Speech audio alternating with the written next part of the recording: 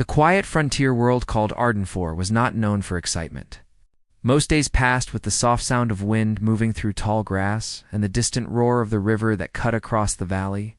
This far from the center of human space, life was slow, honest, and peaceful. It was exactly the kind of place Captain Rhys Calder had wanted when he left the military. After years of battles, long nights, and missions that left invisible scars on his heart, he wanted silence more than anything. He lived alone in a small cabin made of rough stone and wood, sitting on the edge of the forest. Every morning he woke early, fed his animals, checked the fence lines, and made simple repairs around the homestead. He was a man who knew how to stay busy, because a quiet mind often brought back memories he preferred to leave behind. Even then, he could not fully escape the habits of a trained soldier. He kept tools organized, kept a lookout point on a hill behind the cabin, and kept old gear stored in secure crates. He told himself it was only for emergencies, but a part of him still thought like a warrior. On the night, everything changed. Rhys had been sitting outside, drinking a cup of warm tea while looking at the stars. He liked watching the sky. It made him feel small in a calm and peaceful way. There were so many worlds, so many mysteries, and so many things beyond human reach. He often wondered what lived out there. He wondered if he would ever meet something not of this world. The answer came sooner than he expected at first. He saw only a bright streak moving across the sky like a shooting star. But it moved too fast. Too controlled. The light flickered, then burst into a shower of sparks. A deep boom rolled through the forest, shaking the ground beneath his feet. Rhys stood up instantly.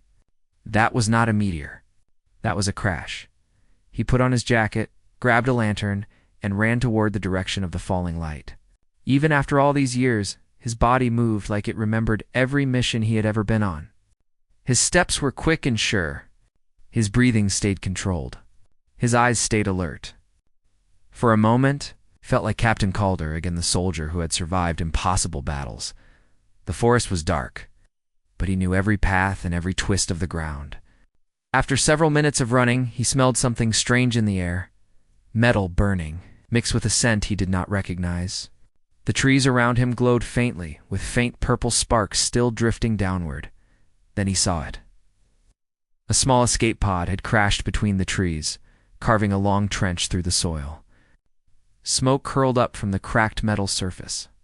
The pod's door was half open, sparking weakly. Something or someone was inside. Rhys moved closer, careful, ready for anything. He had seen escape pods before, but never one like this. The metal was smooth, pearly, almost alive. Strange symbols glowed softly along its side. This was not human technology. His heart beat faster, but he kept calm. He approached the opening and shined his lantern inside. There, curled in a corner, lay a figure. At first he thought it was a human woman, but as he knelt closer, he saw she was different. Her skin had a soft, silvery glow, almost like moonlight. Delicate lines of light traced across her cheeks and forehead, forming patterns he did not understand. Her hair was long and white blonde, floating lightly as if it had its own weightless energy. She wore a suit made of smooth fabric that shimmered like starlight. She was injured. One arm hung limply, and her breathing was uneven. She whispered something in a language Rhys had never heard. Her voice was soft, musical, almost trembling. Rhys placed a hand near her shoulder. He was careful not to startle her. "Hey," he said quietly. "I'm here to help." Her eyes opened slowly, struggling to focus. They were bright, violet, glowing faintly even in the dark. When she looked at him, she did not seem afraid, only confused and exhausted. She tried to sit up, but pain stopped her. Rhys gently supported her back. "Easy," he said. "You're hurt. Let me get you out of here." She blinked again, studying his face as if trying to understand who or what he was. Then, with great effort, she spoke a few broken words in a soft voice, switching to English with difficulty. "Are you human?" Rhys was surprised she knew the word at all. "Yes, my name is Rhys. You're safe now." She paused, then whispered her own name. "Liara." It sounded warm, gentle, like something carried on a breeze. Rhys slowly lifted her out of the pod. She was lighter than he expected, almost as if her bones were made of something different from human bone. She winced in pain but did not resist. Her hand clutched weakly at his sleeve as if afraid he might leave her behind. "Don't worry," he said softly. "I won't let anything happen to you." As he carried her back through the forest, he felt her trembling lightly. Her breathing was shallow, but she stayed conscious, watching him with those glowing violet eyes. He wondered who she was and where she had come from. She looked important, like a soldier, but like someone from a high place. Her suit was finely made, with elegant patterns. Her movements, even injured, were graceful. When they reached the cabin, Rhys laid her gently on his bed. She looked around the small room, confused but calmer. The soft light from the lantern made her features appear even more delicate. Rhys quickly gathered supplies, water, bandages, salve, a medical scanner he kept from his military days. He worked carefully, cleaning the wounds on her arm and checking for fractures. Her body was similar to a human's, but not identical. Her skin healed faster under the salve, and the scanner showed unusual biopatterns. But her injuries seemed treatable. Lair watched him work with quiet curiosity. "You'll help me, even though you do not know me?" Rhys nodded. "You crashed. You were hurt. That's all I need to know." She looked thoughtful, as if the idea surprised her. "Where I come from, few would risk themselves for a stranger." "Well," Rhys said with a small smile, "humans can be strange." She gave a faint, tired smile in return when he finished treating her wounds. She relaxed slightly, breathing more steadily. Her eyes drifted around the room again, studying everything: the wooden shelves, the tools, the small lantern on the table. "This world is peaceful," she whispered. "It is," Rhys said. "That's why I'm here. Peace is rare." Leora closed her eyes for a moment. "I did not mean to come here.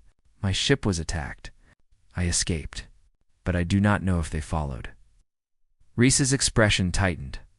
He had hoped her crash was just an accident.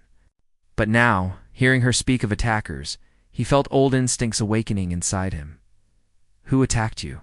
he asked. She opened her eyes again, a flicker of fear passing through them. "The Voidborn marauders. They hunt anyone connected to my family." Rhys frowned. "Your family?" She hesitated, then whispered softly, "I am Princess Leora of the Illyrian Crown." A princess, injured, alone. Hunted. Rhys felt the weight of her words settle heavily on his shoulders. If someone powerful wanted her, they might come here. He looked toward the window, the night pressing silently against the glass. He had wanted a peaceful life, but peace often liked to run away from him. And now, an alien princess with glowing violet eyes lay in his home, needing protection. He did not know what the future held. But one thing was already clear. Her arrival was going to change everything on Ardenfor, and maybe, just maybe, in ways he never expected. Morning came quietly to Ardenfor, but inside Rhys Calder's cabin, the air felt tense and heavy. Princess Leora had slept for a few hours, though her rest was troubled. She moved slightly in her sleep, whispering words in her own language, her eyebrows tightening, as if she saw something frightening behind her closed eyes. Rhys watched her from the table, thinking carefully. He had planned for a simple life, yet now an alien princess lay in his home, hunted by a dangerous enemy he had never heard of. He kept checking the forest outside through the window. The world looked peaceful, sunlight stretching across the valley, birds moving through the trees, and wind brushing the grass. But Rhys knew nature could hide danger well. Old instincts stirred inside him against instincts he had tried to bury long ago. Leora woke slowly. Her violet eyes opened, glowing faintly in the soft morning light. For a moment, she looked confused, as if she didn't remember where she was. Then she saw Rhys and relaxed slightly. "You stayed awake all night?" she said softly. He shrugged. "I wanted to make sure your fever didn't rise." She smiled weakly. "Humans care too much? You call it being responsible?" Rhys replied with a small grin. She sat up slowly, still sore from her injuries. She looked around the cabin again. noticing the old photographs, weapons stored in crates, and books stacked on a shelf. "You lived many lives," she said quietly. Pointing to the military badges on the wall, Reese nodded. "A few. Not all of them good. Yet you helped me," she whispered. "You needed help," he answered. "That's enough." Her eyes softened, but soon her expression darkened. "Reese, the ones who attacked my ship, they will not stop. They want me because I carry something valuable." "What is it?" he asked. She took a slow breath. "My blood contains a genetic key. It can activate ancient Illyrian technology. Weapons, shields, star beacons. Many things that should not be controlled by the wrong hands. The Voidborn know this, so they want to capture you," Reese said. "Yes," she whispered. "And if they find this world, they will harm anyone who tries to protect me." Reese felt a cold wave pass over him. He had fought dangerous enemies before, but this was different. This was not a human war. This was something from far beyond human space. "We should move you," Reese said. "This cabin is too open." Leora nodded slowly. She tried to stand, but her leg trembled from exhaustion. Reese stepped forward and supported her with gentle care. "You are strong," she said quietly, almost surprised. "Just used to carrying heavy equipment," he replied. Together they stepped outside. Leora paused, taking in the view of the valley. She seemed amazed by the simple beauty trees swaying, clouds drifting, sunlight warming the land. "My world is bright and full of cities," she whispered. "This place feels calm." Reese looked around with a soft smile. "That's why I came here." But peace rarely lasted. A sudden distant sound cut through the morning quiet, a sharp hum, almost metallic. Leora froze. Reese turned toward the forest line immediately. "That sound," Leora whispered. "It is a scanner." Reese didn't hesitate. "We need to move." He quickly guided her into the forest. He knew old paths from his scouting days, paths that twisted through thick underbrush and rocky slopes. Leora followed with effort, leaning on him when her strength faltered. "We're heading to an old outpost," Reese explained. "Human military built it years ago. It's hidden well. They won't detect us easily." "Will your people accept me?" she asked. Reese hesitated. "Some will. Some won't. Humans are kind, but also cautious," Leora nodded. "My people are the same." They continued moving until they reached the foot of a hill. The ground here was rocky, and an old metal hatch lay hidden beneath moss and vines. Reese crouched and brushed the plants aside. He pressed a sequence of buttons on a small panel, and the door clicked open. As they stepped inside, Leora looked around in awe. The outpost was small but well built, with storage rooms, a basic med bay, and communication equipment. Dust coated many surfaces, but the power still hummed faintly. "You lived here before?" Leora asked. "Trained here," Reese replied. "Back when I was younger?" Suddenly a voice echoed from the far corner. Reese called her. "Is that really you?" Reese turned sharply, but relaxed when he saw a familiar face. Sergeant Hale, an old friend from his service days, stepped out from behind a console. He was older now, with gray strands in his beard, but his eyes still carried the sharpness of a veteran. "Hale," Reese said. "Didn't know you were stationed here?" "Covered duty," Hale muttered. "Most boring post in the galaxy. Until now?" Then he saw Leora. His eyes widened and he instinctively reached for his sidearm. "Reese," he whispered. "What in the stars is that?" "Not a that," Reese said firmly. "Her name is Leora. She needs help." Leora bowed her head politely. "I mean no harm." Holly stared, uncertain. "She's alien," Reese said. "But she's injured and hunted." Hale paused, then slowly lowered his hand. "Fine, but Command won't like this." Reese shook his head. "Command doesn't need to know yet." Leora watched their exchange with quiet interest. "Humans are cautious," she said softly. "We've had our share of surprises," Hale answered. Reese helped Leora sit on a bench while Hale ran scans to check for infection or internal injuries. After a few minutes, he frowned. "Her biology is different," Hole muttered, confused. "But she seems stable," Leora smiled faintly. Your machines try their best. Hale chuckled. She talks to... Just then, a loud alarm burst through the outpost speakers. Motion detected, Hale said quickly. He brought up a screen showing a live feed from forest sensors. Several dark shapes moved rapidly through the trees.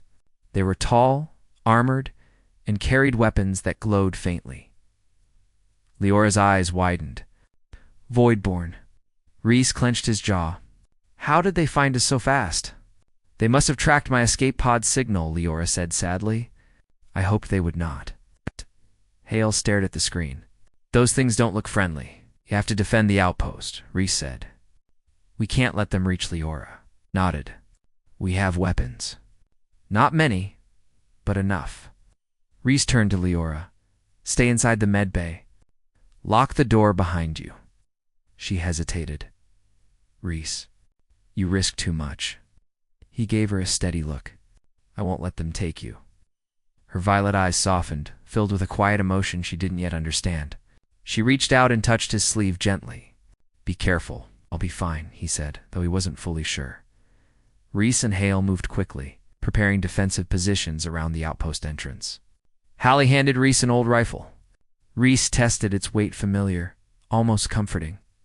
The Voidborn emerged from the tree line moments later. Their armor was dark and jagged, their helmets glowing with cold blue light. They moved like shadows, silent and quick. The first blast struck the ground near the entrance, sending dirt flying.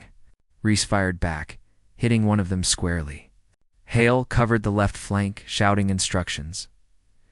Inside the med bay, Leora listened to the sounds of battle.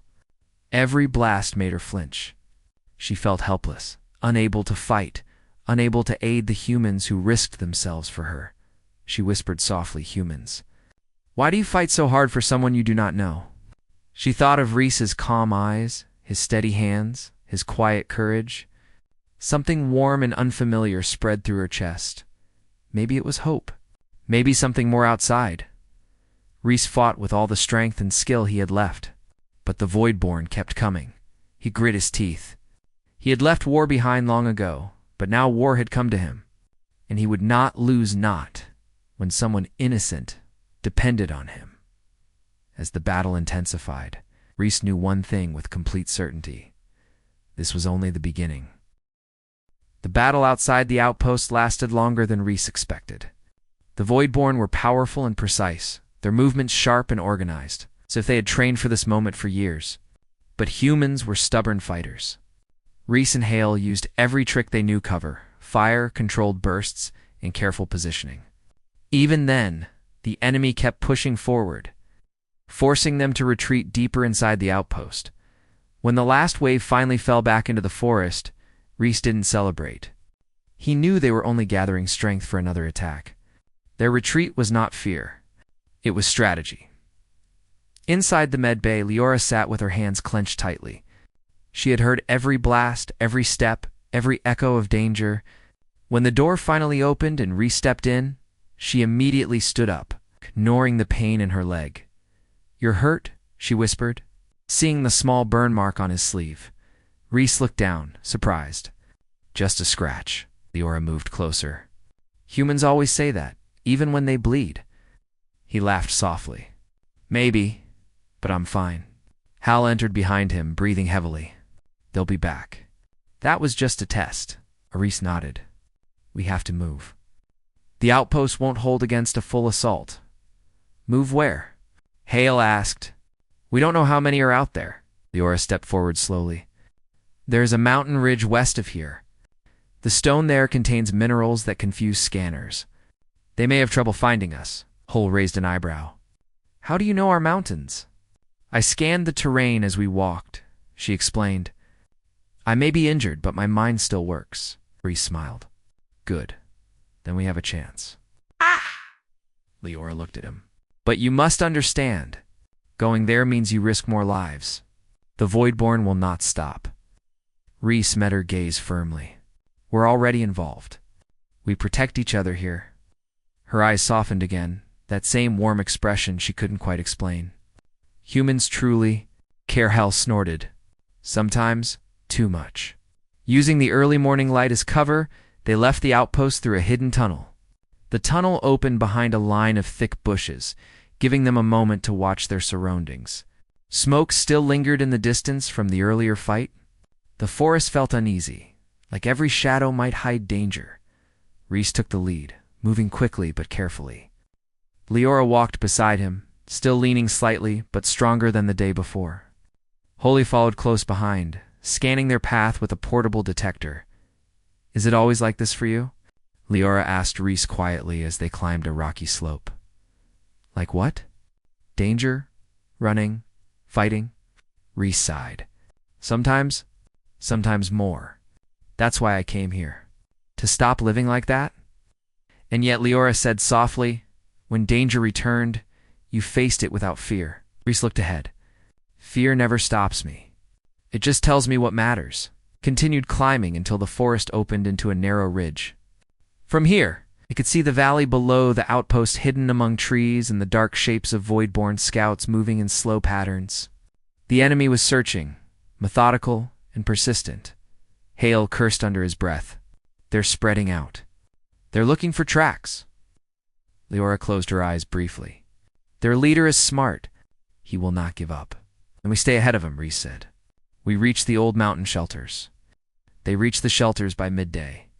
The structures were ancient, built long before humans settled the planet. They were carved into cliffs, protected naturally by stone arches and thick walls. The air inside was cool and dry. Hale exhaled in relief. "At least this is defensible." Rhys set down his pack, listening carefully to the quiet. Then he noticed Leora staring at the stone walls, her fingers tracing faint lines carved into the rock. "These symbols," she whispered. "They are not human. You recognize them?" Rhys asked. She nodded slowly. "My people once explored far worlds. Long ago, before the galaxy changed. These markings, they are Illyrian." He frowned.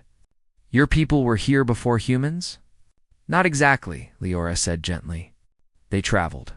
They observed. They left traces. This place may have been a rest point."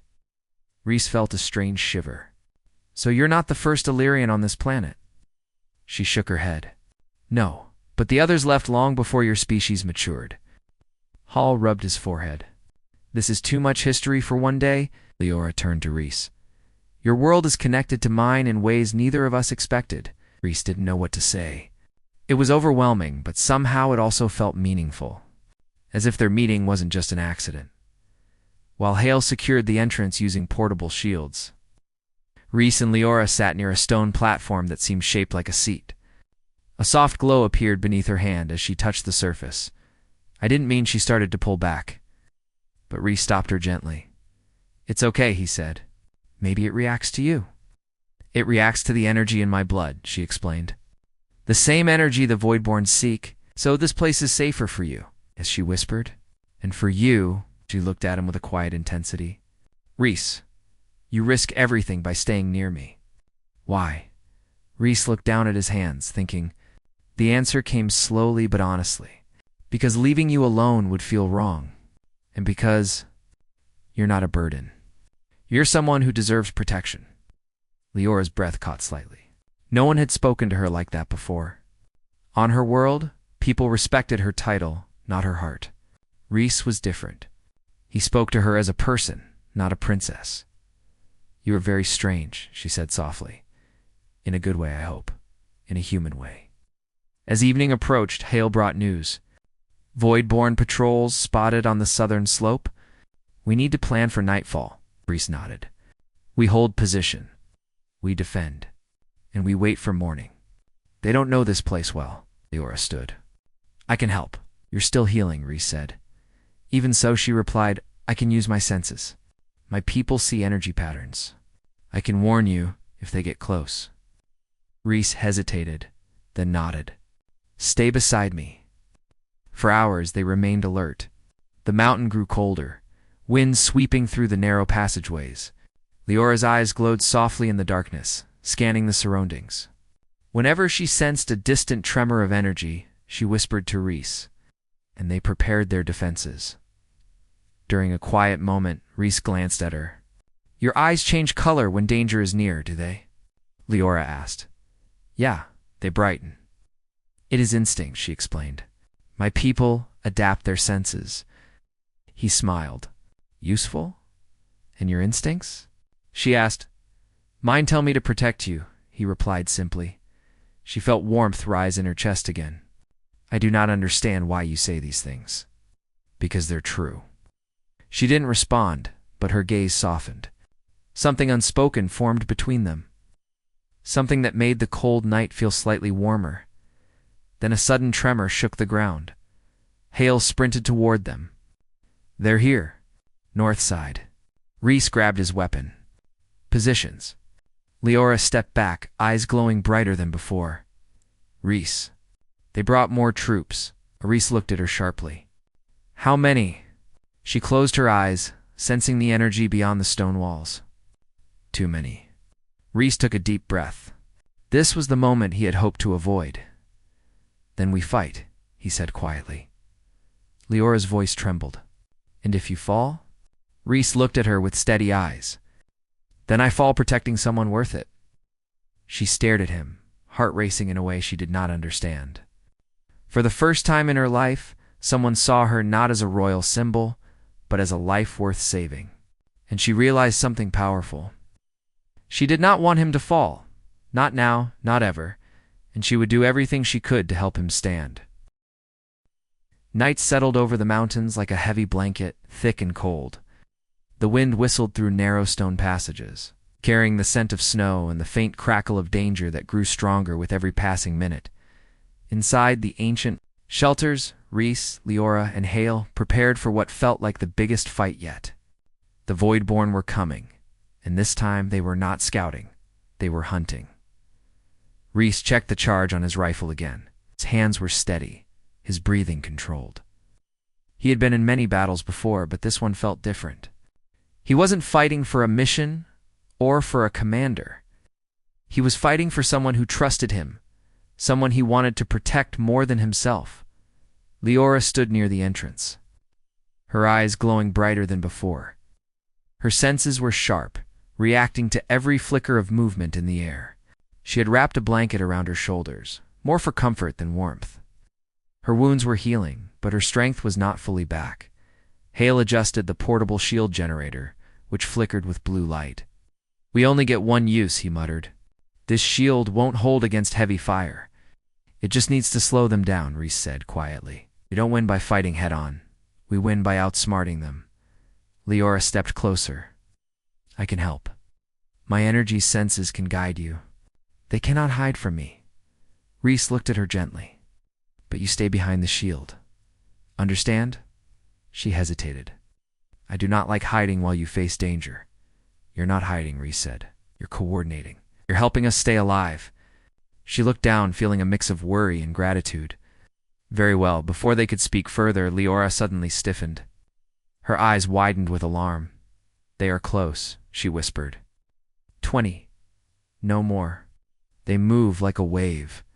Hale swore under his breath. They brought a full squad. A faint vibration spread through the stone floor as the Voidborn approached. Their steps were quiet, but the energy they carried was unmistakable. Leora pointed toward the northern slope. There, she said. They split into two groups. One coming from the ridge, one from below. Rhys nodded. Good. Hey, take the lower entrance. I'll handle the ridge. Hale grinned nervously. It's like old times, huh? Hopefully better than old times, Rhys said. Leora touched Rhys's arm before he left. Be careful, she whispered. Her voice trembling with emotion she didn't fully understand yet. Rhys nodded once, a soft expression in his eyes. I'll come back. He moved out into the cold. The wind brushing past him as he positioned himself behind a rock formation. The mountains were quiet except for the faint hum of Voidborn armor. Blue lights flickered in the darkness like cold stars. Rhys crouched, waiting, then he saw them. Voidborn soldiers climbed the ridge with unnatural grace, their armor blending into the night. Their weapons glowed faintly, pulsing with energy. The first shot came from Rhys. He fired a controlled burst that hit one soldier square in the chest. The soldier stumbled but didn't fall. Immediately, voidborn armor was tough. Reese adjusted his aim and fired again, finishing the job. The rest of the squad reacted instantly. Blue energy beams tore across the slope, striking rocks and sending shards flying. Out. Reese rolled behind cover and returned fire. His blasts echoed through the mountains, marked by the deep hum of voidborn weapons. Inside the shelter, Leora's heart raced as she sensed the energy around Reese. 3 more from his right, she said urgently. They move fast. Hale nodded. I'm sending him a signal. He fired a flare round into the sky. The flash of light caught Reese's attention, guiding him just in time to shift position before an energy bolt hit where he had been seconds before. Good call, Reese muttered under his breath. Meanwhile, Hale faced his own trouble at the lower entrance. 5 voidborn soldiers moved in formation, their steps precise. Hale fired carefully, retreating deeper into the passage as he forced them to focus on him. This is too many, Hale said through heavy breaths. We need another plan. Leora closed her eyes, sensing the mountain itself. Her energy perception grew sharper, almost as if the ancient stones amplified her ability. There is a chamber, she whispered suddenly. Deep in the mountain, it contains an Illyrian beacon. If activated, it will repel the voidborn. Hale stared at her. You're telling me there's an ancient alien machine that can blow them away? It is not a weapon, Leora explained. It emits a defensive pulse. It will disable their suits and force them to retreat. Hale looked doubtful. Can you activate it? Leora lowered her head. My blood can, but what? Hale asked. It will also send a signal to my people, she said softly. If they detect it, they will come. They may not trust humans. They may view your world as contaminated by conflict. Hale frowned. So they might interfere. Reese entered the chamber again at that moment, sweat on his brow, his breathing heavy but controlled. What's going on? Leora turned to him. Know how to stop them. Reese listened carefully as she explained about the beacon. When she finished, he didn't speak right away. He looked at Leora with a thoughtful, serious expression. It's your choice, he said at last. Not mine, not Hale's. If you activate it, you may change everything for your people, for mine. Leora's voice trembled. I do not want to bring trouble to your world. Reese stepped close, his voice soft but steady. You're trying to save lives. That is never wrong. Leora looked into his eyes. She saw no fear, no doubt, only trust. Deep, sincere trust. It filled her with courage she didn't know she possessed. I will do it, she said quietly. But you must protect me while I activate the beacon. Reese nodded. Always. They moved deeper into the mountain, following the glowing symbols carved into the stone. At the end of a winding passage, a round chamber opened, bathed in pale blue light. In the center stood a tall crystal structure, pulsing faintly, as if it had been waiting for centuries. Leora approached it slowly. The crystal brightened as she came closer, reacting to her presence. Hale and Reese took defensive positions at the entrance. The voidborn were close, so close that the ground trembled with each step. Leora, hurry, Reese said. She placed her hand on the crystal surface. The moment her skin touched it, bright lines of light raced across the chamber walls. The beacon came alive with a soft hum that grew louder, shifting into a deep, harmonious vibration. Outside the chamber, the voidborn began to appear, dark shapes with glowing eyes, weapons raised. Reese and Hale opened fire, holding the entrance as long as they could. Energy blasts hit their shields, sending sparks flying. Reese, Leora cried. It's working. A powerful wave of light burst from the beacon, passing through the chamber like a warm wind. Reese felt it move across his skin as strange, peaceful energy that didn't harm him. But the voidborn reacted instantly. Their armor sparked wildly, their weapons flickering. One by one, they stumbled backward, retreating involuntarily as the pulse spread across the mountain. Within moments, the voidborn forces scattered, their suits malfunctioning. The energy wave pushed them away like an invisible wall. The mountain fell silent. Reese lowered his weapon, breathing hard. Hale leaned against the stone. Exhausted, Leah stepped away from the beacon, her energy dimming. She looked at Rhys with relief and worry. "They will come back," she whispered. "Maybe not today, but someday." "Then we'll be ready," Rhys said. "But now," she said softly, "my people will come too." Rhys met her gaze. "They'll face that together." Leora felt something warm and strong settle in her heart. For the first time in her life, she wasn't afraid of what came next. She wasn't alone anymore. The mountain grew peaceful again after the beacon's bright pulse faded. The wind returned to its slow whisper, carrying the scent of pine and cold stone. Rhys, Leora, and Hale stood quietly in the crystal chamber, each of them trying to catch their breath after the long fight. The silence felt strange, almost too calm after such danger. Hale finally broke it with a deep sigh. "I can't believe that actually worked," Rhys nodded, still watching the entrance, just in case. "They'll stay away for now. That pulse probably disrupted their suits for miles." Leora placed a hand on the beacon again, her skin glowing faintly. "It will take time for the beacon to fully shut down, but the signal has already been sent." Rhys turned to her. "Your people?" Leora nodded slowly, her expression mixed with hope and fear. "Yes, Illyrian ships will come. They will want to take me home." Hay scratched his head. "And what happens to us when they get here? Are they friendly?" Leora looked uncertain. "They are peaceful, but very strict. They may question why I stayed with humans, why you protected me." Rhys's voice remained steady. "We did what was right. That's all." Leora's eyes softened when she looked at him. "Your world saved me. You saved me." Rhys said nothing, but the look in his eyes said enough. They left the beacon chamber and returned to the stone shelter. The air outside felt clearer now, the night sky filled with shimmering stars. It was as if the world itself was taking a deep breath after the long battle. Hale sat down with a tired grunt. "We need rest before anything else," Rhys agreed. "We'll take turns keeping watch." Leora shook her head gently. "I will keep watch too. My senses are sharp now. I can feel any energy movement within miles." "You sure you're strong enough?" Leora gave a small smile. "Stronger than before." Rhys watched her quietly. He could feel something changing inside, her something deeper than healing. She looked more confident, more grounded. Not like the injured princess he found in the forest, but like someone discovering her own strength.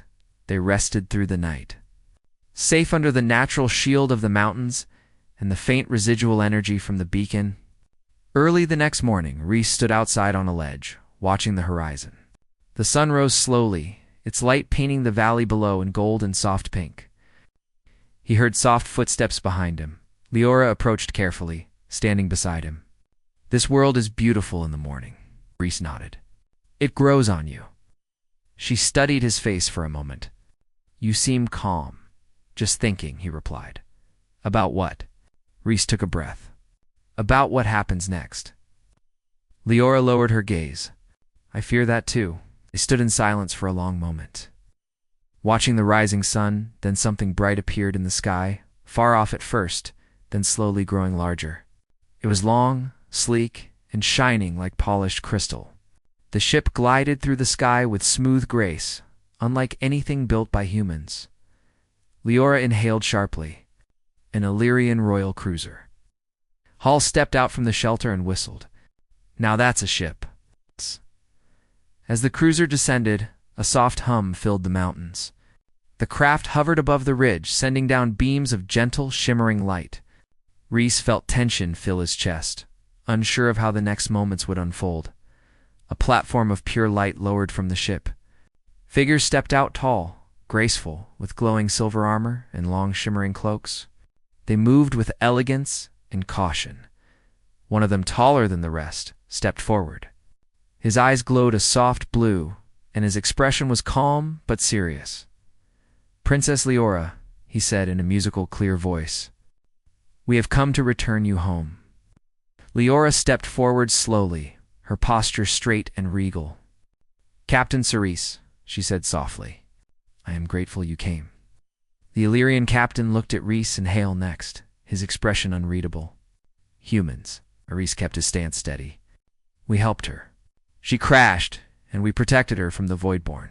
Cerise studied Reese for a long moment. Your actions are noted. Leora's face tightened.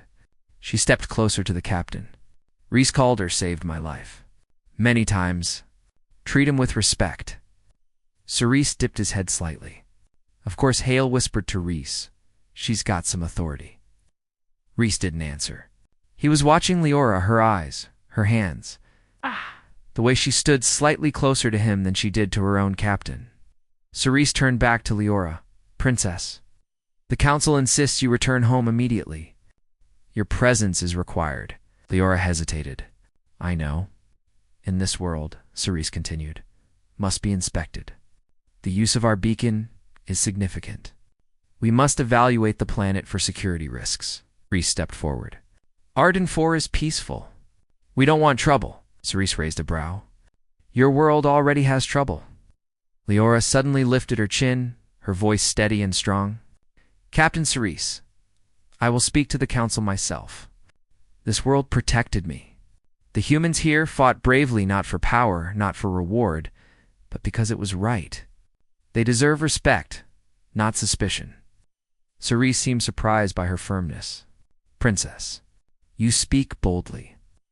I speak truth, she replied. Reese felt a quiet warmth hearing her defend his world. Cerise nodded slowly. Very well, but we must leave soon. The council waits. Leora turned to Reese.